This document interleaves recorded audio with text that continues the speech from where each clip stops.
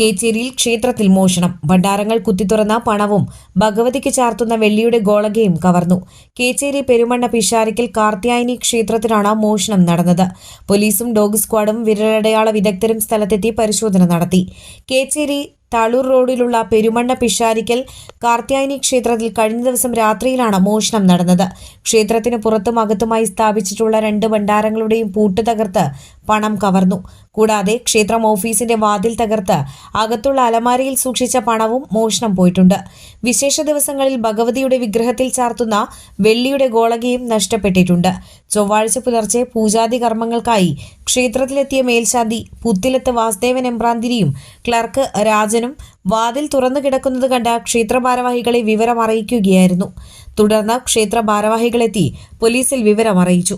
Kunnamkulam station house officer UK ഷാജഹാന്റെ നേതൃത്വത്തിൽ പോലീസും finger print വിദഗ്ധൻ KP ബാലകൃഷ്ണന്റെ നേതൃത്വത്തിൽ വിരലടയാള വിദഗ്ധരും ഡോഗ് സ്ക്വാഡിലെ സൈന എന്ന പട്ടിയും ക്ഷേത്രത്തിലെത്തി പരിശോധന നടത്തി. സംഭവത്തിൽ കേസെടുത്ത് പോലീസ് അന്വേഷണം ആരംഭിച്ചു.